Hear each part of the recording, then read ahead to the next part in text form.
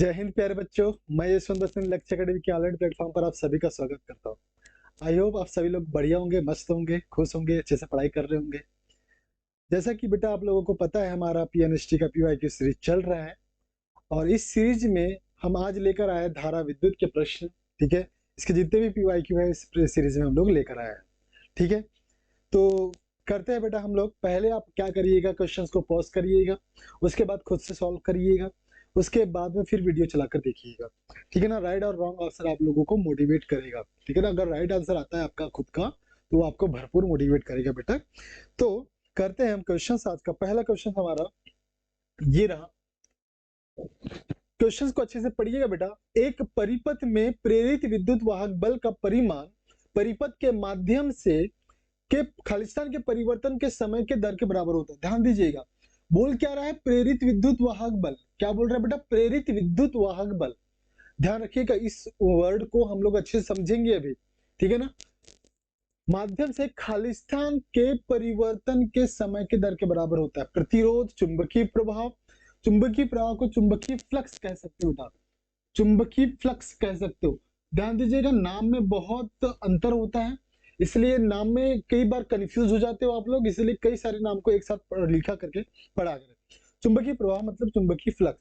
यहाँ तो इंग्लिश में लिखा ही हुआ मैग्नेटिक फ्लक्स। वोल्टेज के परिवर्तन, विद्युत धारा के परिवर्तन। तो सबसे पहले हम लोग प्रेरित विद्युत वाहक बल को समझते हैं, फिर आते हैं उसके कॉन्सेप्ट पर। की पॉइंट पहले समझते हैं। ठीक है, मतलब विद्युत वाहक बल क्या होता है? विद्युत वाहक बल, ध्यान दीजिएगा बेटा, विद्युत वाहक बल क्या होता है? विद्युत वाहक बल क्या होता है? अगर कोई परिपथ बंद स्थिति में है, आवाज आ रही है बेटा? हाँ। यदि कोई परिपथ बंद की स्थिति में है, मतलब एक बैटरी लगा हुआ है, एक बैटरी या सेल जोड़ के रख दिए हम लोग ने, ये कुंजी लगा दिए हैं, और इस परिपथ में मैंने एक रजिस्टर लगा दिया। कोई भी रजिस्टर हो, चाहे वो आपका बल्ब हो, फ्रिज हो, कूलर हो, ठीक है ना। घर में जितने भी इलेक्ट्रिक डिवाइसेस होते हैं वो आपके रजिस्टर्ड में ही काउंट होते हैं। ठीक है, हम लगा देते हैं यहाँ पर, बल्ब लगा दिए। ठीक है, ये बल्ब लगा दिया आपने। अब आप अगर इस परिपथ को बंद की स्थिति में रखते हो, क्लोज्ड है ये परिपथ, उस स्थिति में देखते हैं बेटा, उस स्थिति में देखते हैं अगर परिपथ क्लोज्ड है, बंद है, तब जो इलेक्ट्रोडों के बीच में, जब ये धन ऋण, ये जो बड़ा डंडा दिख रहा है, बड़ा डंडा, ये धन ऋण, धन धन सिरा, ये छोटा जो डंडा दिख रहा है वो है ऋण सिरा। ठीक है ना। दोनों डंडों के बीच का जो विभवांतर होगा बंद परिपथ की स्थिति में, उसको कहते हैं हम लोग विद्युत वाहक बल। इसको V से भी दर्शाते हैं या E से भी दर्शाते हैं। ध्यान दीजिएगा, V क्या होता है? पोटेंशियल डिफरेंस अभी तक हम लोग यूज करते हैं, लेकिन प्रेरित विद्युत वाहक बल में दो इलेक्ट्रोडों के बीच का जो अंतर होता है, विभवांतर होता है, उसको हम लोग कहते हैं प्रेरित विद्युत वाहक बल। विद्युत वाहक बल कहते हैं जिसको हम लोग इलेक्ट्रोमोटिव फोर्स कहते हैं, EMF। क्या कहते हैं? EMF, electromotive force. ठीक है। अब जब हम लोग इस कुंजी को बंद कर देंगे, तब इस परिपथ के किसी भी दो बिंदु की स्थिति के बीच की जो विभवांतर होगी उसको हम लोग कहते हैं विभवांतर, टर्मिनल वोल्टेज। क्या बोलते हैं? Terminal voltage. ओके, हम अब आते हैं कॉन्सेप्ट पर। ठीक है, तो आप लोगों ने फैराडे का नियम पढ़े होंगे। फैराडे का नियम क्या कहता है? प्रेरित विद्युत वाहक बल, ठीक है ना, चुंबकीय फ्लक्स में परिवर्तन के दर के अनुक्रमानुपाती होता है। ठीक है ना। आपने इसको डिराइव किया होगा, E is equal to n d phi upon में डी टी। यह साइन निगेटिव होता है, साइन निगेटिव लेंगे। साइन निगेटिव क्या कहता है बेटा कि ये हमेशा ई का जो डायरेक्शन होगा वो परिवर्तन का हमेशा क्या करेगा? विरोध करेगा, अपोज करेगा। इस वजह से इसमें हम लोग निगेटिव साइन यूज करते हैं। E is equal to minus n d phi upon में डी टी। यन क्या है बेटा? फेरों की संख्या, कुंडली में फेरों की संख्या। कुंडली में फेरों की संख्या हम लोगों ने यन ली है, यन ली है। तब इस कुंडली में प्रेरित विद्युत वाहक बल क्या होगा? उसमें चुंबकीय फ्लक्स के परिवर्तन दर के क्या होगा? अनुक्रमानुपाती होता है बेटा। ठीक है, तो हम लोग देखेंगे हमारा आंसर कौन सा करेक्ट होगा। ठीक है ना। मैग्नेटिक फ्लक्स, मैग्नेटिक फ्लक्स में परिवर्तन की दर d phi upon d t, इसके डायरेक्टली प्रोपोर्शनल होता है, तो हमारा आंसर आएगा ऑप्शन नंबर बी। ये हमारा करेक्ट आंसर होगा बेटा। ठीक है ना। आई होप ये प्रश्न आपको समझ में आ गया होगा। ठीक है, ध्यान दीजिएगा, फैराडे का नियम पढ़ते हैं। फैराडे का नियम, कॉन्सेप्ट की कॉन्सेप्ट ध्यान दीजिएगा, जो कि प्रश्न के लिए इंपॉर्टेंट है। ठीक है ना, जो कि एग्जाम के लिए वेरी वेरी इंपॉर्टेंट है। ठीक है, फैराडे का नियम क्या कहता है? फैराडे का नियम, जब तक के फाई में चेंजेस आएगा जब तक के फाई में परिवर्तन होगा तब तक के ईएमएफ प्रेरित होगा, इंड्यूस्ड होगा, इंड्यूस्ड होगा, इंड्यूस्ड होगा, ठीक है। और इसका जो मान होगा हमेशा, इसका जो परिवर्तन का जो सेकंड लॉ हम लोग देखते हैं, ई प्रोपोर्शनल लिखते हैं माइनस डी फाई अपॉन में d t, E is equal to minus d phi upon d t. इसके द्वारा हम लोग इसको डिराइव करते हैं, मतलब ये जो सेकंड लॉ होता है ईएमएफ के मैग्नीट्यूड फॉर्म को रिप्रेजेंट करता है बेटा, ध्यान दीजिएगा, है ना। तो ये माइनस साइन होता है ईएमएफ के अपोजिट डायरेक्शन को रिप्रेजेंट करता है।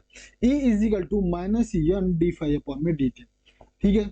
अब ये फाई की वैल्यू अगर आप लोग अलग अलग रखोगे तो इसका मान भी अलग अलग मिलेगा, ठीक है ना। सेल्फ इंडक्टेंस में, म्यूचुअल इंडक्शन में इसके मान थोड़े से डिफरेंट चेंज हो जाते हैं, ठीक है। ओके, देखते हैं हम लोग अगला प्रश्न क्या है बेटा हमारा।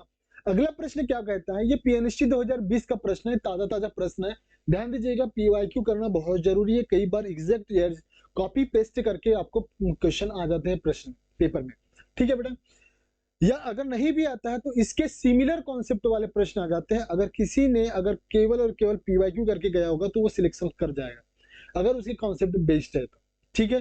प्रतिरोध 4 ओम और 6 ओम वाले दो प्रतिरोध समांतर रूप के जुड़े हुए हैं, उनका तुल्य प्रतिरोध क्या होगा, ध्यान दीजिएगा।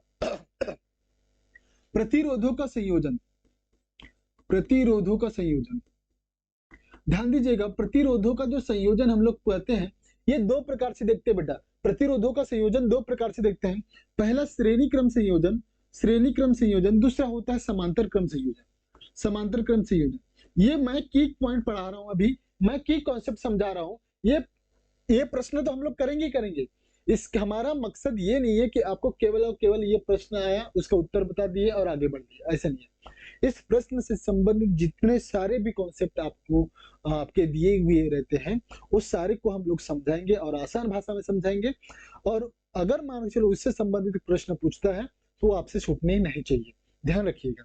श्रेणी मतलब series combination, series combination, parallel combination, parallel combination किसका बेटा, रजिस्टर का, किसका, रजिस्टर की बात कर रहे हैं, रजिस्टर की बात कर रहे हैं, रजिस्टर की सीरीज एंड पैरेलल कॉम्बिनेशन की बात कर रहे हैं, ठीक है। इसको हम लोग इस प्रकार से जोड़ रहे हैं। तीन जो R1 R2 R3 में ले लिया, R1 R2 R3, ठीक है ना, इस प्रकार से ज्वाइन होता है। और यहाँ की बात करेंगे R1 को, इस R1 R2 R3 का जो फर्स्ट एंड है वो सभी एक साथ जुड़े हुए रहेंगे, ठीक है ना, और सेकंड एंड सभी एक साथ जुड़े रहेंगे, ठीक है। इसको बैटरी या सेल से जोड़ कनेक्ट कर देते हैं, बैटरी या सेल से कनेक्ट कर देते हैं ताकि इसमें से धारा प्रवाहित हो जाए, ठीक है। इसमें से भी धारा प्रवाहित कर देते बेटा, बैटरी और सेल से जोड़ देते हैं, ठीक है।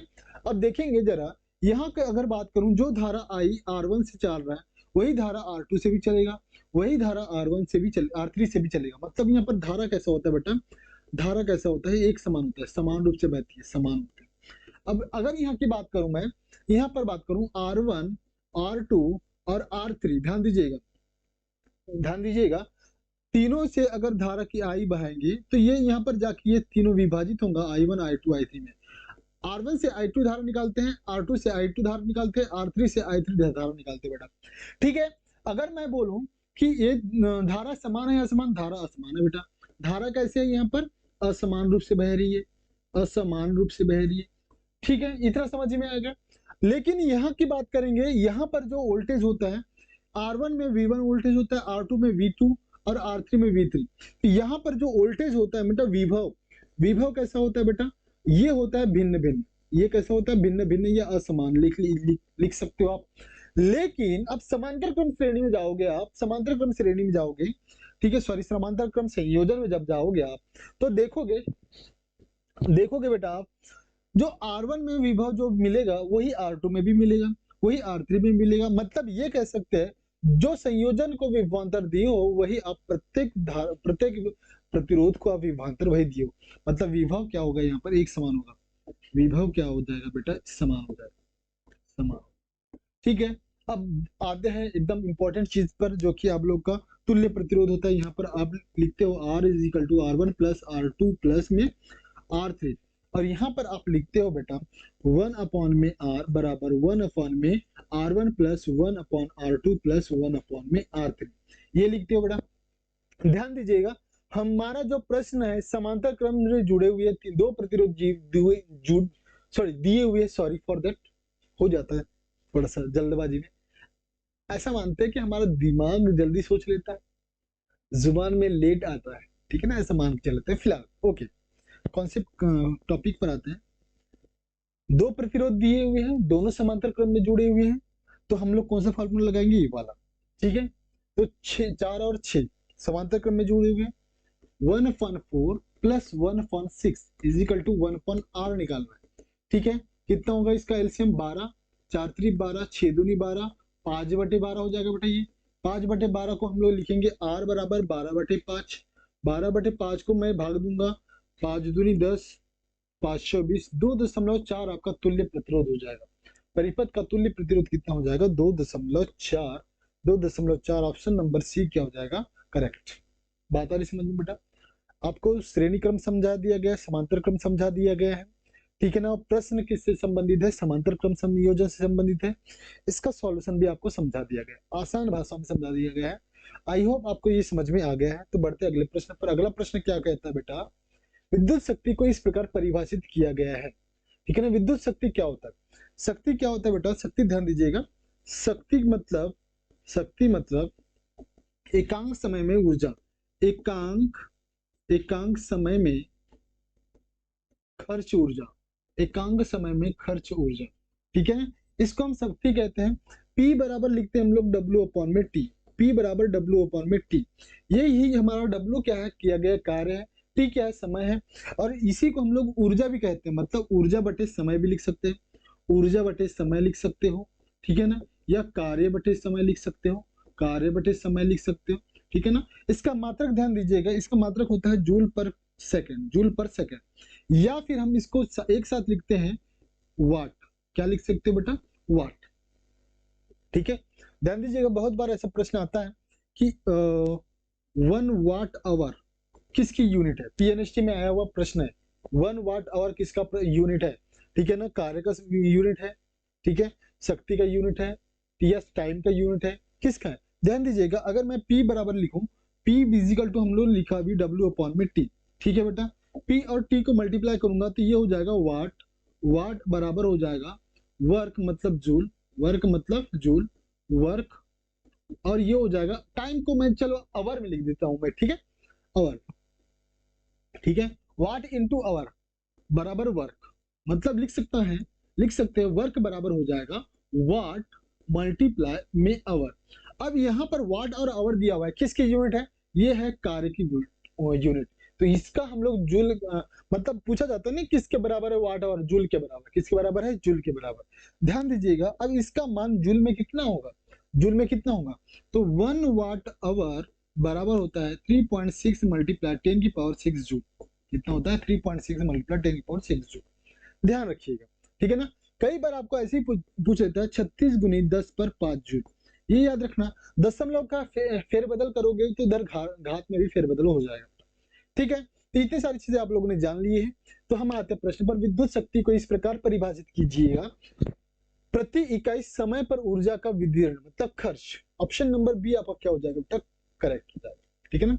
बाकी कोई ऑप्शन करेक्ट नहीं होगा आपका, ऑप्शन नंबर बी करेक्ट हो जाएगा। बढ़ते अगले प्रश्न पर। अगला प्रश्न क्या बोल रहा है, दिए गए सर्किट में 2 एम्पियर पड़ता है, ठीक है ना। अमीटर कितना धारा पड़ रहा है, 2 एम्पियर का, मतलब परिपथ में से कितना धारा बह रहा है, 2 एम्पियर धारा,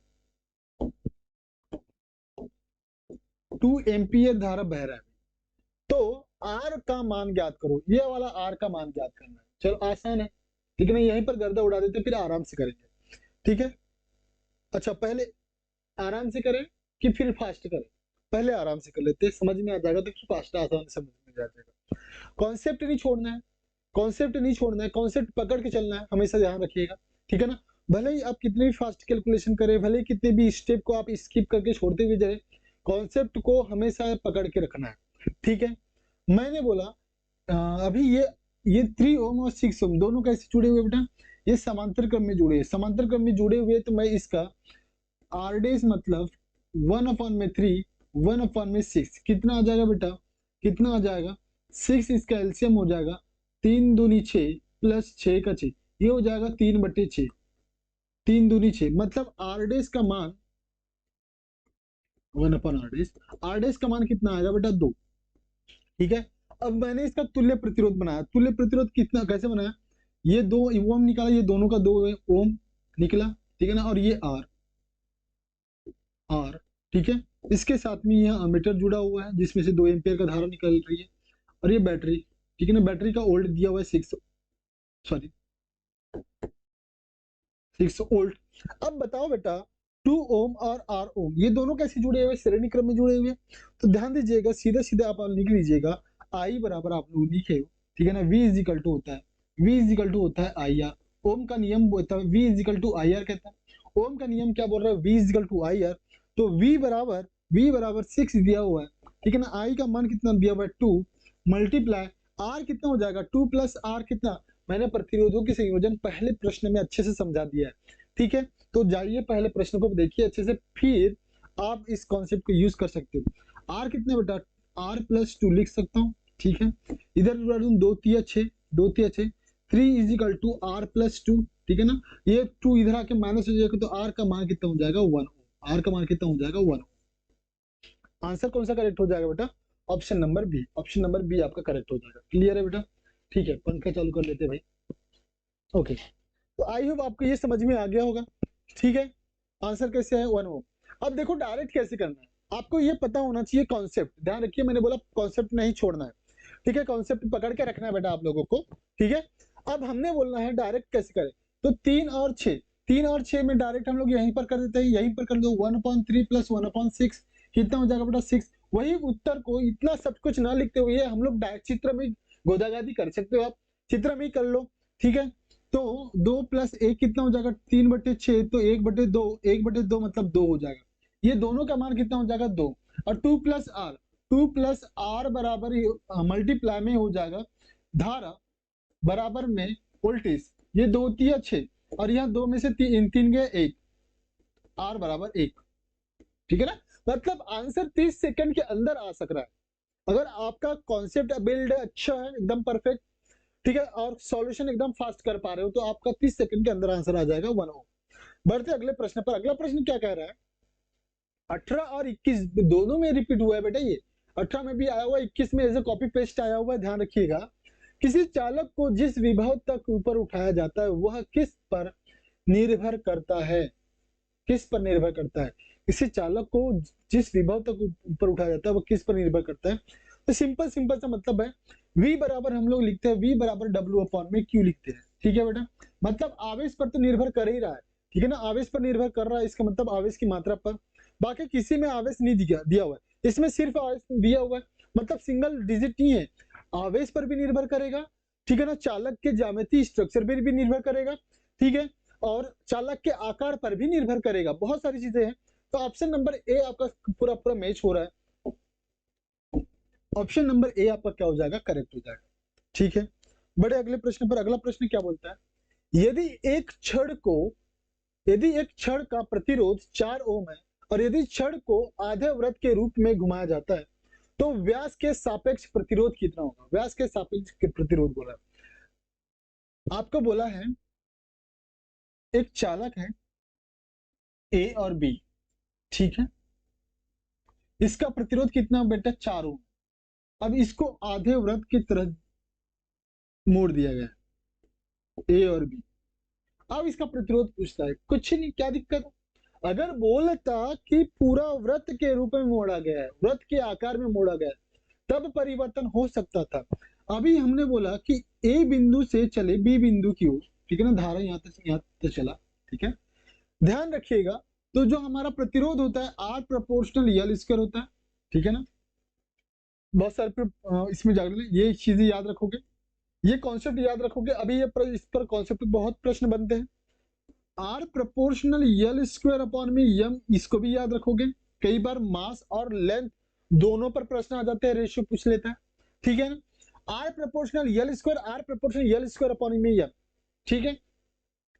अगर मान के चलो एज ए पर्टिकुलर देखोगे आप, तो आर प्रोपोर्शनल यल देखते हो केवल, आर प्रोपोर्शनल 1 अपॉन में ए देखते हो, ठीक है बेटा।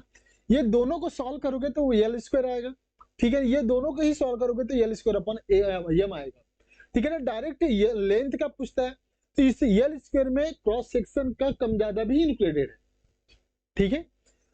आर प्रोपोर्शनल यल और आर प्रोपोर्शनल 1/a को अगर आपने क्या किया, मर्ज किया, जोड़ा, तो आर प्रोपोर्शनल a हुआ। ठीक है, मतलब यदि अगर मान के चलो चालक की लंबाई की वृद्धि करोगे तो उसका प्रतिरोध भी बढ़ेगा, लंबाई में वृद्धि करोगे प्रतिरोध भी बढ़ेगा। यदि उसका अनुप्रस्थ काट का क्षेत्रफल मतलब क्रॉस सेक्शन एरिया, उसको अगर इंक्रीज करोगे तो आर क्या होगा, डिक्रीज होगा। ठीक है ना, आर का मान कम हो जाएगा, ए का मान अगर बढ़ेगा तो। ठीक है ना, ध्यान रखिएगा। तो ध्यान दीजिएगा, मैंने सीधा से केवल क्या किया, उसको बेंड किया, उसका लेंथ सेम है, उसका लेंथ नहीं चेंज हुआ, जो लेंथ यहाँ पर वही था वही लेंथ यहाँ पर भी है अगर पूरा देखा जाए तो। ठीक है, तो इस जो ओम प्रतिरोध इसका होगा वही प्रतिरोध इसका भी होगा, 4 ओम। ठीक है ना, ऑप्शन नंबर बी आपका क्या हो जाएगा, करेक्ट। As it is. ऐसे ऐसे प्रश्न घुमाते हैं कई लोग, ये यहाँ पर आधे व्रत, ये आधे को ही नहीं पढ़ पाते, ध्यान दीजिएगा, कई लोग यही गलती कर देते, आधे को व्रत के रूप में, हाँ व्रत के रूप में बोलता है और बोलता है कि व्यास के परित, व्यास का परित यही होता है ना बेटा, यही हो रहा, व्यास का परित मतलब ये इसके परित वही बिंदु है जो यहाँ पर था। ठीक है ना, यदि हाँ, अब आता है, अब हम लोग प्रश्न से थोड़ा सा हट के बात करते हैं। यदि बोलता है इसको व्रत के रूप में घुमाया जाता है, तब उसके तब उसके तब उसके व्यास के परितः प्रतिरोध ज्ञात करने के लिए बोलता है। तो 4 है, ये 2 ओम हो जाएगा, ये 2 ओम हो जाएगा। अब ये 2 और 2 कितना हो जाएगा बेटा, ये दोनों दोनों कैसे जुड़े हुए, समांतर क्रम में हो गए, तो 2 मतलब 2/2 कितना हो जाएगा, 1 ओम। तो व्यास के परितः प्रतिरोध कितना हो जाएगा, 1 ओम हो जाएगा, ध्यान दीजिए। ठीक है, तो ऐसे सवाल बनने चाहिए। ये आया कि समझ में बेटा, ये आया कि समझ में। देखो, अगर मान के चलो एक वायर है, एक वायर है जिसका प्रतिरोध कितना है, 4 ओम है। अगर मैंने उसको अर्धवृत्त के रूप में जोड़ा, अर्धवृत्त के रूप में मोड़ा, और बोलता है इसके व्यास के परितः, व्यास के परितः, ये सॉरी व्यास के सिरे के एंड में कितना प्रतिरोध हुआ, तो 4 ओम ही होगा। ठीक है ना, क्योंकि लंबाई आपने नहीं बदला। अब यदि इसको मैंने पूरा गोल वृत्त में बदला, अब बोलता हूं मैंने किसके व्यास के परितः प्रतिरोध ज्ञात करो। ठीक है, क्योंकि अब इस चारों ओर को, 4 ओम को मैं अपने 2 बराबर भागों में बांट दिया, मतलब इसका प्रतिरोध कितना हो जाएगा, 2 ओम, इसका प्रतिरोध कितना हो जाएगा, 2 ओम। अब अगर मैं इसको यहां से एक धारा ले जाऊं I1, यहां से एक धारा ले जाऊं I2, ठीक है, तो दोनों प्रतिरोधों में अलग अलग धारा बह रहा है, इसका मतलब दोनों कैसे समांतर क्रम में जुड़े हुए हैं, समांतर क्रम में जुड़े हैं, तो 2/2 कितना हो जाएगा, 1 ओम। ठीक है, अब यदि अगर मान चलो गोल वृत्त बना लिए हो, तब ध्यान रखना 1 ओम आपका उत्तर आएगा। ठीक है बेटा, बड़े अगले प्रश्न पर। अगला प्रश्न क्या बोल रहा है, एक 50 वोल्ट की बैटरी को 10 ओम दिया हुआ है, V का मान कितना है बेटा, 50 है, R का मान कितना है बेटा, 10 ओम है, धारा कितना दिया हुआ है, I 4.5।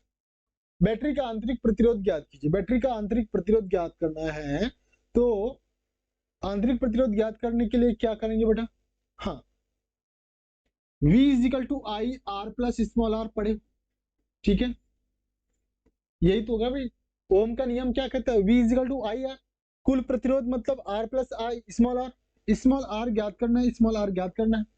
ठीक है, तो V का मान दिया हुआ है, V का मान कितना दिया हुआ है बेटा, 50, V का मान 50 दिया हुआ है, I का मान कितना दिया हुआ है, 4.5, कैपिटल R का मान कितना दिया हुआ है, 10 प्लस स्मॉल r, इसको चलो 5 9 45, 5 धाम 50, तो ये आ जाएगा 100/9, 10 प्लस स्मॉल r। ठीक है ना, ये आ जाएगा इधर 9 10 90, मतलब 10/9 स्मॉल r। इसको कैंसिल करो आप, कितना आएगा आंसर, 1.1। ठीक है ना, कितना आएगा, 1111, इसे आता जाएगा। तो ऑप्शन में मैच करना है, कौन सा मैच हो रहा है, ऑप्शन नंबर सी। बेटा आया क्या समझ में, ये वाला बहुत आसान है, बहुत आसान। ये वाला फार्मूला कहाँ से आया, तो ये वाला फार्मूला ध्यान दीजिएगा, यदि मान के चलो एक बैटरी, इसका आंतरिक प्रतिरोध है और एक बाह्य प्रतिरोध से जोड़ दिए, इसके सिरे पर विभवांतर V है और विद्युत वाहक बल E है। ठीक है ना, तब हम लिखते हैं बेटा कुल प्रतिरोध वोल्टेज बराबर लिखते हैं, ओम का नियम लगाते हैं, V is equal to I R, क्योंकि ये वाला R, चलिए अभी इस वाले की आर की बात नहीं कर, ठीक है, ध्यान दीजिएगा, ध्यान दीजिएगा, स्मॉल आर है ये। आर और आर कैसे जुड़े हुए बेटा, श्रेणी क्रम में, क्योंकि जो धारा यहां से निकलेगी आई, जो धारा कैपिटल आर से निकलेगा वही धारा स्मॉल आर से भी निकलेगा। मतलब दोनों कैसे होंगे, श्रेणी क्रम में। धारा श्रेणी क्रम में कैसे होते, धारा समान होते हैं। V is equal to I R, R plus small R होगा, हमने ओम के नियम से लिखा, ठीक है, आया समझ में अब बेटा, ओके। बड़े अगले प्रश्न पर, अगला प्रश्न क्या कहता है, ये भी 18 और 21 में रिपीटेड है। एक बैटरी के टर्मिनलों में विभवांतर 50 वोल्ट है जब एक 11 एम्पियर करंट खींचा जाता है बेटा, और 60 एम्पियर जब 1 वोल्ट करंट खींचा जाता है, तो बैटरी का विद्युत वाहक बल क्या होगा। ध्यान दीजिएगा, आपको ये वाला फॉर्मूला याद रखना है, E is equal to V plus में आई आर। अभी जिसकी बात की थी वही, उसी से आप लोगों को निकलना है। ये वाला कॉन्सेप्ट, ये वाला फॉर्मूला आपको याद रखना है, ठीक है। अगर मैं बोलूं, ठीक है, विद्युत वाहक बल सेम है, ठीक है ना। समीकरण नंबर 1 की बात करेंगे, E is equal to V कितना दिया है 50, अब 50 के लिए धारा कितना निकल रहा है, कितना निकल रहा है 11 एम्पियर, तो 11 इंटू आर। समीकरण नंबर 2, समीकरण नंबर 2 इसके लिए विद्युत वाहक बल सेम रहेगा, 60 प्लस में बेटा 1 एम्पियर, 1 स्मॉल आर, डन।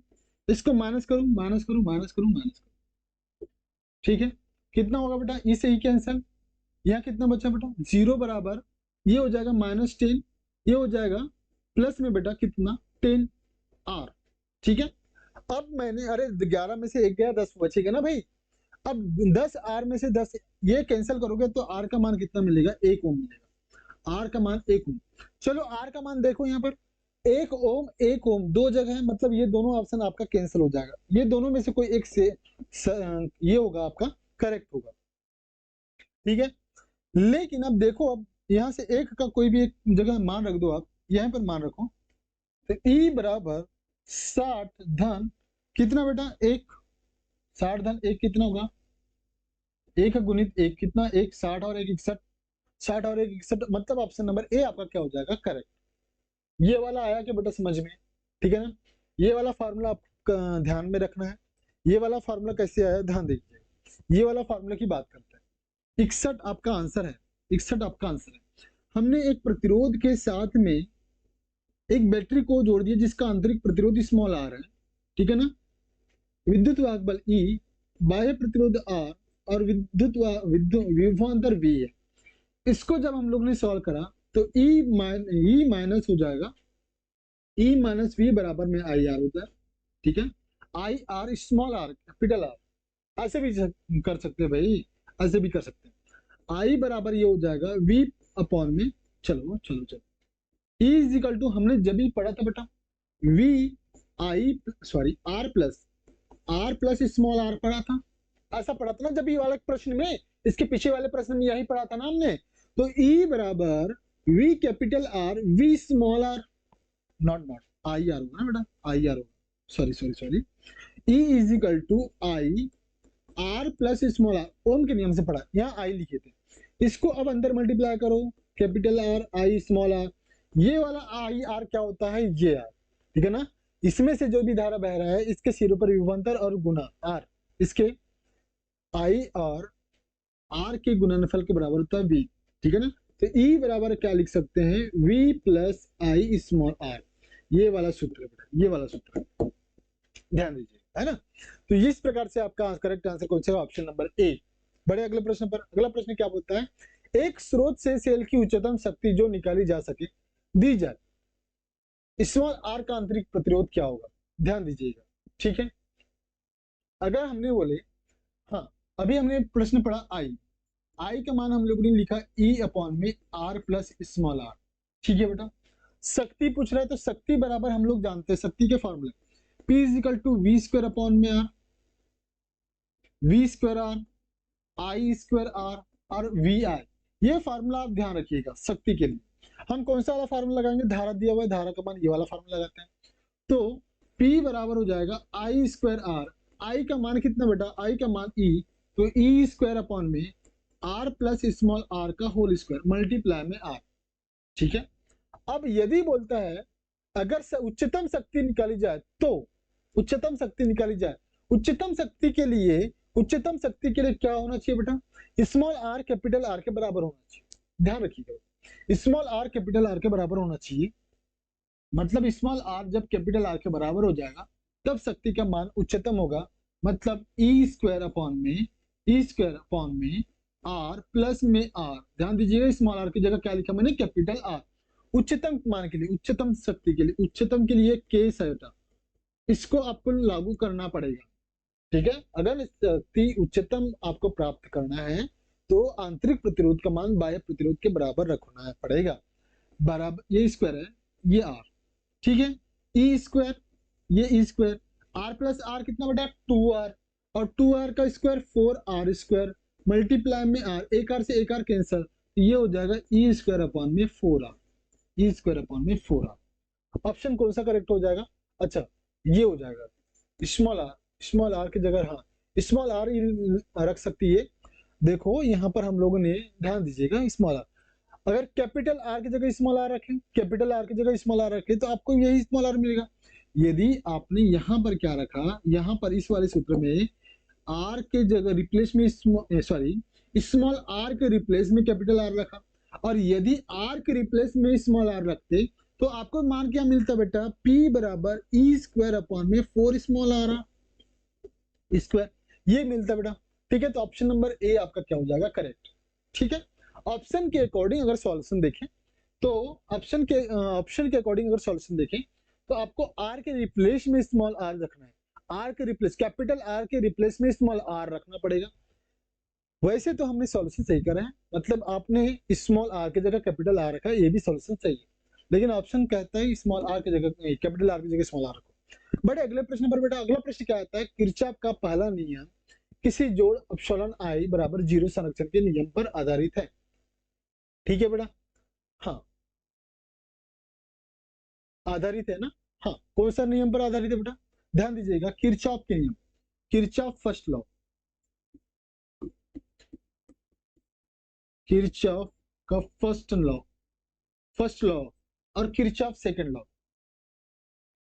ये इंग्लिश में लिख देते हैं, किरचॉफ सेकंड लॉ। ठीक है बेटा, ध्यान रखिए, इसको कहते हैं केसीएल करंट लॉ, इसको कहते हैं करंट लॉ, धारा का नियम, इसको कहते हैं वोल्टेज लॉ। ठीक है, इसमें होता है समेशन आई बराबर में 0, इसमें समेशन आई बराबर में 0, इसमें होता है समेशन वोल्टेज, समेशन ईएमएफ बराबर समेशन आईआर। ठीक है, मतलब परिपथ में कुल प्रतिरोध और धारा के गुणनफल का योग, उसमें विभवांतर मतलब ये विद्युत वाहक बल के योग के बराबर होता है। ठीक है, धारा के योग के, इस धारा का बीजगणितीय योग क्या होता है, 0 होता है, ये कहता है धारा का फर्स्ट लॉ, किरचॉफ का फर्स्ट लॉ। ये जो नियम होता है ये आवेश संरक्षण पर आधारित होता है, किस पर बेटा, आवेश संरक्षण पर आधारित होता है। ये वाला जो नियम होता है ये होता है ऊर्जा संरक्षण पर आधारित, ऊर्जा संरक्षण पर आधारित। ठीक है, तो बोल क्या रहा है, पहला नियम, किरचॉफ का पहला नियम किस पर आधारित है, आवेश संरक्षण पर नियम। ऑप्शन नंबर सी आपका क्या हो जाएगा बेटा, करेक्ट हो जाएगा। बढ़े अगले प्रश्न पर, अगला प्रश्न क्या कहता है, चित्र में दर्शाए गए परिपथ में शक्ति 30 वाट है, आर का मान ज्ञात कीजिए। ठीक है ना, पहले तो हम लोग कह दिए आर और आर कैसे जुड़े हुए बेटा, समांतर क्रम में। यहाँ से अगर विद्युत धारा निकालूं आई, तो यहाँ से I1 बहेगा, यहाँ से I2 बहेगा, मतलब ये दोनों कैसे जुड़े हुए, समांतर क्रम में। समांतर क्रम का मतलब आर डेस, इसका नेट आर नेट कितना हो जाएगा बेटा, 5 प्लस आर। ये समांतर क्रम के लिए आपको समांतर क्रम के लिए कुल प्रतिरोध का मान निकल गया, और आपको वोल्टेज का मान दिया हुआ है, V बराबर कितना बेटा, 10 वोल्ट। अब आप निकालेंगे P बराबर में V स्क्वायर बाय R। ठीक है, इस सूत्र का प्रयोग करते हुए आप लोग P का मान निकालो, 30 दिया हुआ है, P का मान कितना दिया हुआ है, 30, शक्ति 6 कितना दिया हुआ है, 30 बराबर V स्क्वायर मतलब बेटा 10 का वर्ग, 10 गुणित 10 लिख सकता हूं, बटे में R मतलब ये 5R, ये उल्टा पुल्टा कर देते हैं, 5 प्लस R, इसको कैंसिल करें, 1 शून्य से 1 शून्य कैंसिल, 5 दूनी 10।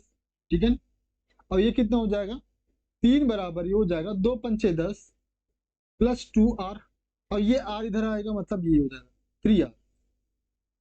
ठीक है, 3r बराबर ये हो जाएगा 2r 3r, मतलब r बराबर 10। कितना हो जाएगा, r का मान कितना हो जाएगा 10, r का मान कितना हो जाएगा 10 ओम। ठीक है, चेकआउट भी कर सकते हो, कोई दिक्कत नहीं है। ऑप्शन करेक्ट है, ऑप्शन आपका ऑप्शन नंबर सी। ठीक है, अरे आया कि नहीं भाई से समझ में? ध्यान दीजिएगा, ये वाला कहाँ से आया, ये कंफ्यूज तो नहीं हुई। पहले प्रश्न में आपको श्रेणी क्रम समांतर क्रम समझा दिया गया, डिटेल में समझा दिया गया है। ठीक है ना, उसका सूत्र बता दिया गया है। ठीक है, अगर मान के चलो दो प्रतिरोध जुड़े हो तो आर का मान होता है, दो प्रतिरोध जुड़े हो तो R1 R2 अपॉन में R1 प्लस में R2, दो प्रतिरोध हो तो समांतर क्रम में आप इस प्रकार से लिखते हो। बड़े अगले प्रश्न पर बेटा, अगला प्रश्न क्या कहता है, एक घंटे के लिए 500 मेगावाट की विद्युत शक्ति का उत्पादन करने के लिए कितने द्रव्यमान की ऊर्जा में परिवर्तन करना पड़ेगा। 500 मेगावाट, ठीक है, विद्युत शक्ति। पी का मान कितना दिया हुआ बेटा, 500 मेगावाट, मेगावाट मतलब 500 मल्टीप्लाई 10 की पावर 6 वाट। ठीक है, तो हाँ ऊर्जा निकालिए पहले, ऊर्जा का मान लिखते हैं E is equal to M C square, आया ना, एम सी स्क्वायर। ठीक है, तो P का सूत्र क्या लिखते हो बेटा, P बराबर लिखते हो, P बराबर लिखते हो ऊर्जा बटे समांतराल, ऊर्जा बटे समांतराल मतलब एम सी स्क्वायर अपॉन में समांतराल T। ठीक है, यम कितना दिया बेटा, यम निकालना है, यम का मान निकालना है, यम का मान निकालना है, शक्ति लिखे 500 गुना 10 पर 6, ये शक्ति का मान हो गया। यम पता करना है, यम गुना, ठीक है ना, सी स्क्वायर। चलो यहां से कर लेते बेटा, कर लेते हैं। तो यम बराबर ये हो जाएगा, यम बराबर ये हो जाएगा पीटी अपॉन में सी स्क्वायर। ठीक है, ये वाला सब हम लोगों ने क्रॉस मल्टीप्लाई कर लिया भाई, क्रॉस मल्टीप्लाई। समझ में आ गया, शक्ति बराबर एम सी स्क्वायर अपॉन में टी, स्मॉल एम बराबर पीटी अपॉन में सी स्क्वायर। अरे आया कि नहीं भाई, कुछ तो आ रहा होगा ना, कुछ तो आ रहा है। ठीक है, स्मॉल एम कहां से लाना है, तो उसके लिए सूत्र है ई का मान, ऊर्जा का सूत्र है, आइंस्टाइन ने दिया E equal to M C square. ठीक है, पी का मान कितना है, एम बराबर पी 500 मल्टीप्लाई 10 की पावर 6 मल्टीप्लाई टी कितना भाई, 30 मेगावाट, वाट मतलब, अरे टी का मान आवर में दिया हुआ ना, तो 60 इंटू 60 करे 60 और 60 minute divide by C square, C का मान 3 गुना 3 कर दूं 10 पर 8, नहीं आया क्या रे, सी बराबर 3 गुना 10 पर 8 की घात मीटर पर सेकंड होता। ये सभी को रटा हुआ होगा बेटा, इसका वर्ग कर रहा हूं मैं, इसका वर्ग 3 गुना 3 और 10 पर 8 की घात का वर्ग मतलब 10 पर 16 की घात, 10 पर 8 की घात मतलब 10 पर 16 की घात। तो पहले जीरो उड़ाओ, 1 शून्य 2 शून्य 3 शून्य 4 शून्य 4 शून्य 6 शून्य मतलब 10 शून्य, तो 10 शून्य से 10 शून्य उड़ गया, तो 10 पर 6 की घात बच गया इस पर। ठीक है, यहाँ 3 दूनी 6 हुआ और ये 3 दूनी 6, 2 दूनी 4 पंचे कितना हो गया 20, 20 बटे 10 पर 6 की घात, कितना 10 पर 6 की घात। इसको हल करेंगे तो 2 पर कितना आ जाएगा ऋण 5, 2 पर ऋण 5, ऑप्शन नंबर 2 गुणित 10 पर ऋण 5 की घात। ऑप्शन नंबर बी आया क्या रे, एक शून्य से एक शून्य उड़ाओगे यहाँ पर तो कितना बचा, 10 पर 5 की घात बचेगी। अब ये 10 पर 5 की घात ऊपर ले चलोगे तो 2 गुणित 10 पर ऋण 5 आएगा बेटा, आया क्या बेटा, आया, आया समझ में। ठीक है, बड़े अगले प्रश्न पर, अगला प्रश्न क्या कहता है, जब किसी चालक में धारा I प्रवाहित होती है तो ड्रिफ्ट वेग V यदि उसी धातु से 2I धारा प्रवाहित हो की जाती है, लेकिन अनुप्रस्थ काट का क्षेत्रफल 2 गुना हो तो ड्रिफ्ट वेग होगा। हमको पता है बेटा I बराबर होता है NEAVD। ठीक है, ये वाला संबंध याद रखो, ये वाला रिश्ता याद रखो, आपको आगे काम आएगा। ठीक है, संबंध बना के रखो तो भविष्य में काम आता है। कैसे काम आएगा भविष्य में सर, बताते हैं। आपको बोला गया है कि यदि किसी चालक में I धारा प्रवाहित हो रहा है तो ड्रिफ्ट वेग V है, मतलब केस फर्स्ट I बराबर NEAV। ठीक है, और यदि बोलता है 2i धारा प्रवाहित हो रहा है तो ड्रिफ्ट वेलोसिटी कितना होगा, तो N E A V dash, divide करो, आई से आई कैंसिल, एन से E cancel, E cancel, V cancel, sorry V cancel नहीं करना, वी कैंसिल करना, एन ई ए, ठीक है ना। अच्छा, अनुप्रस्थ काट का क्षेत्रफल भी दुगुना करना है, ये 2 से 2 भी कैंसिल, तो पुराना v बराबर वी डैश समान होगा, एक जैसे होगा, पहले जैसा v वैसे ही बाद में भी v होगा। आया क्या, नहीं आया, ये नहीं आया क्या, ये नहीं आया, बड़ा बड़ा करके बताऊं, ये बड़ा बड़ा करके बताऊं क्या। पहला केस i बराबर एन ई ए वी, ये सूत्र है भाई। जब i धारा प्रवाहित हो तब ड्रिफ्ट वेलोसिटी मतलब अनुगमन वेग v है, और यदि धारा का मान 2i करे, अनुप्रस्थ काट का क्षेत्रफल दुगुना करे, सॉरी एन ई 2a, तब v का मान क्या होगा, अनुगमन वेग का मान क्या होगा, भाग दे दो भाई, i से i कैंसिल, n से n, e से e, a से a, 2 से 2 इधर का ऊपर हर का हरा बेटी, 1/1 बराबर 1/1 बराबर ये हो जाएगा v अपन में v डैश, तो ये चला v बराबर v डैश बराबर v, बराबर हुआ कि नहीं हुआ भाई। अब आया ना, बड़ा बड़ा करके समझाया तो। बड़े अगले प्रश्न पर, असमान अनुप्रस्थ परिच्छेद के एक धात्विक चालक के आर पर एक नियत विभवांतर लगाया जाता है चालक के साथ, जो मात्रा स्थिर रहती है वह क्या है, वह क्या बेटा, धारा, ठीक है। अगर जहां आपका नियत विभवांतर है, अरे ओम का नियम क्या कहता है, ओम का नियम क्या कहता है, किसी चालक के सिरों पर उत्पन्न विभवांतर धारा के अनुक्रमानुपाती होता है, यदि अगर v नियत है तो धारा का मान भी नियत होगा भाई, धारा का मान भी नियत होगा, ऑप्शन नंबर सी करेक्ट हो जाएगा।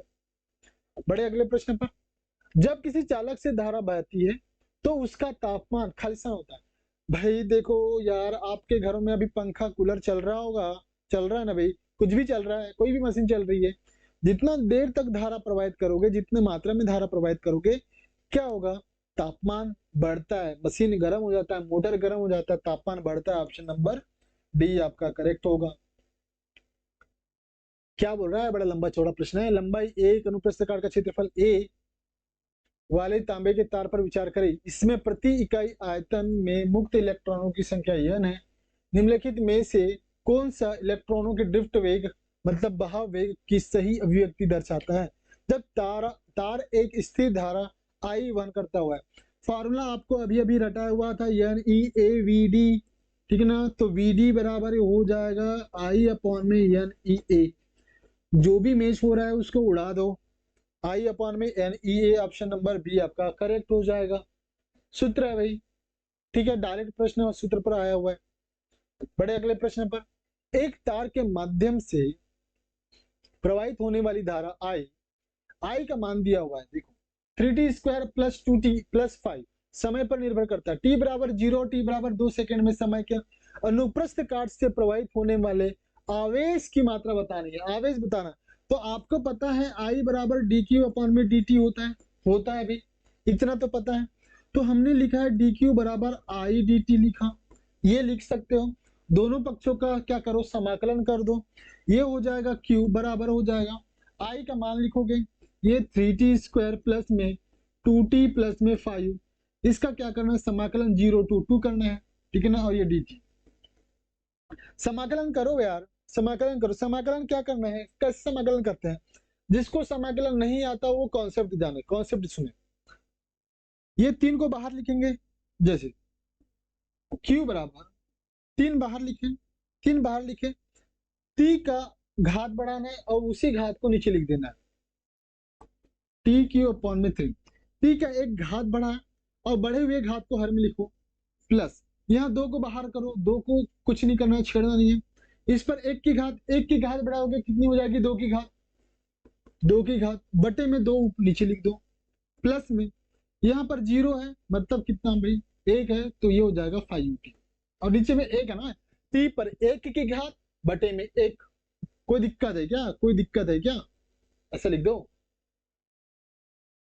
ये 3 से 3 उड़ा दो, 2 से 2 उड़ा दो, यहाँ पर नहीं उड़ रहा है, और जो सीमाएं चिपकाना है, ऐसा चिपकाना। तो 0 को तो हल करने की आवश्यकता नहीं है, सभी पद में d बराबर 0 रखो तो पूरा पद 0 हो जाएगा, हमको 2 पर रखना है, 2 को ध्यान में रखना। 2 2 का घन बेटा 8, 2 का वर्ग 4 और 2 5 5 दूनी 10, 8 4 12 और 10 कितना बेटा 22, 12 और 10 कितना 22, ऑप्शन नंबर डी। ठीक है, 22 गुलाम आपका आंसर होगा। आया क्या समझ में बेटा? बहुत ही आसान है रे, बहुत आसान।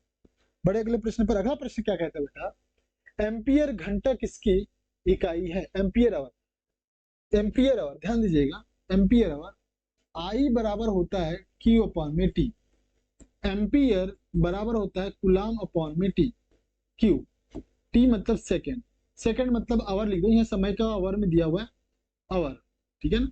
तो एम्पियर, एम्पियर मल्टीप्लाई में आवर किसका है? चार्ज का, चार्ज, ठीक है। चार्ज यहाँ पर विद्युत की मात्रा, विद्युत की मात्रा, विद्युत की मात्रा मतलब आवेश दिया हुआ है, ठीक है ना। ऑप्शन नंबर सी आपका क्या हो जाएगा? करेक्ट। बड़े अगले प्रश्न पर बेटा, धातुओं में निम्न प्रतिरोध होता है, उच्च प्रतिरोध, अनंत प्रतिरोध, शून्य प्रतिरोध। अरे भाई धातु में निम्न प्रतिरोध होता है तभी तो उसमें तो विद्युत धारा आसानी से प्रवाहित हो सकती है। आप अगर किसी सड़क से चल रहे हो और सड़क एकदम चकाचक है, मतलब कोई ब्रेकर नहीं है, कोई गड्ढे नहीं है, आपकी स्पीड एकदम फास्ट होगी, इसका मतलब वहां पर प्रतिरोध कम है। अगर धातुओं में विद्युत अच्छे से प्रवाहित हो रही है, इसका मतलब उसमें प्रतिरोध कैसा होगा? निम्न होगा बेटा, ठीक है। तो लगा हुआ है, ओके। ऑप्शन नंबर ए आपका क्या हो जाएगा? करेक्ट। बड़े अगले प्रश्न पर, किसी पदार्थ के एक तार को धीरे धीरे 10% तक खींचा जाता है, इसका नया प्रतिरोध तथा विशिष्ट प्रतिरोध क्या होगा? ध्यान दें, इस प्रश्न को हल करने की आवश्यकता ही नहीं है। अगर एक तार है, ठीक है, जिसका प्रतिरोध R है, विशिष्ट प्रतिरोध रो है, ठीक है, इसके इसके प्रतिरोध को सॉरी इसके इसको इसकी लंबाई, सॉरी इसकी लंबाई को धीरे धीरे धीरे धीरे 10% तक खींच दिया गया, 10% तक खींच दिया, मतलब पहले प्रतिरोध, पहले लंबाई 100 थी, अब कितना हो गया? 110 हो गया, 10% खींच दिया ना भाई हमने। इसका आर चेंज होगा जरूर, लेकिन रो का मान बिल्कुल चेंज नहीं होगा। आर का मान चेंज होगा मतलब प्रतिरोध बदलेगा, लेकिन इसका विशिष्ट प्रतिरोध चेंज नहीं होगा, नियत रहेगा हमेशा। उसको आप लंबा करो, छोटा करो, काटो, पीटो, कुछ भी करो, विशिष्ट प्रतिरोध चेंज नहीं होगा, क्योंकि विशिष्ट प्रतिरोध पदार्थ की प्रकृति होती है, पदार्थ वही है, सिर्फ आपने लंबाई बदले हो, ठीक है। तो सब में एक ही जगह समान देखा हुआ है, विशिष्ट प्रतिरोध एक जगह समान दिया हुआ। ऑप्शन नंबर ए आपका क्या हो जाएगा? करेक्ट। हल करने की आवश्यकता नहीं है, आपको कॉन्सेप्ट थ्योरी एकदम परफेक्ट है, बढ़िया है, हल करो। कितना हो जाएगा? 121 हो जाएगा। 100 का वर्ग कितना बड़ा? 1000, ठीक है ना। इसका कितना हो जाएगा? 121, ठीक है। इसको डिवाइड करोगे कितना हो जाएगा भाई? 121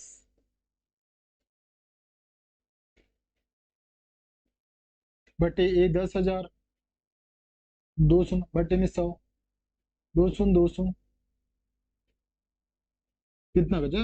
1.21, ठीक है ना, 1.21 आंसर आ जाएगा। ऑप्शन नंबर ए करेक्ट हो जाएगा। ये परसेंटेज ही है भाई, परसेंटेज निकाले तो आंसर आर भी निकाल लिए। बड़े अगले प्रश्न पर, प्रतिरोध आर के एक तार को एक नया समान तार बनाने के लिए n गुना लंबा किया जाता है नए तार का, एन स्क्वायर आर। मैंने पहले ही आपको बताया था, आर प्रोपोर्शनल यल होता है, यल स्क्वायर होता है। आर प्रोपोर्शनल क्या होता है? यल स्क्वायर। तो आर डेस कितना हो जाएगा बेटा? आर डेस एन यल का होल स्क्वायर हो जाएगा, आर डेस बराबर एन यल स्क्वायर हो जाएगा। यल स्क्वायर किसके बराबर है? आर के, तो R dash is equal to N R, N square R हो जाएगा, ठीक है। ये आया क्या समझ में? L square R, option number C correct. क्या बोल रहा है यहाँ पर? 3000 कुलाम चार्ज कंडक्टर प्रवेश करता है, 10 मिनट में समय 3000 कुलाम चार्ज मौजूद होगा। कितना चार्ज मौजूद होगा बेटा? कितना चार्ज मौजूद होगा? ध्यान दीजिएगा, 3000 कुलाम चार्ज कंडक्टर प्रवेश करता है और 10 मिनट के समय में 3000 कुलाम चार्ज मौजूद होता है, ठीक है। कंडक्टर में प्रवेश कर रहा है, ठीक है। अच्छा 10 मिनट में बोल रहा है, तो आई का मान निकालना है, क्यू अपॉन में टी, 3000 10 गुना 60, 100 से 100 के 6 पंचे 30, कितना? 5 ampere. 5 ampere option number D आपका करेक्ट हो जाएगा। अरे यार धारा का मान निकालना है यार, धारा बराबर होता है Q by T. Q by T मतलब आवेश बटे समय, आवेश बटे समय। समय यहाँ पर मिनट में दिया हुआ है, मिनट में 10 मिनट में मतलब कितना सेकंड, 60 × 10 सेकंड, है ना भाई, सेकंड में बदलेंगे ना। अगला प्रश्न देखते हैं। अगला प्रश्न क्या बोलता है, निम्न में किस वैज्ञानिक ने रासायनिक परिवर्तन से विद्युत उत्पन्न की जा सकती है, कथन आसान है बेटा, एक गैल्वेन ने, ठीक है ना। ऑप्शन नंबर ये भी आपका क्या हो जाएगा, करेक्ट हो जाएगा। ये थ्योरी प्रश्न है, कॉन्सेप्ट है। तो इस प्रकार से आप लोगों ने धारा विद्युत मतलब करंट इलेक्ट्रिसिटी के लगभग 23 क्वेश्चंस करे। अच्छे से करे, डिटेल में करे, अच्छे से समझ में आया। नहीं समझ में आएगा तो दोबारा से वीडियो चलाओ, दोबारा से उस पॉइंट को बार बार देखो, समझ में आ जाएगा भाई, ठीक है। मिलते हैं अगले लेक्चर में अगले पार्ट के साथ। Thank you. स्वस्थ रहे, मंगल रहे, खुश रहे। मिलते हैं अगले लेक्चर में। Thank you.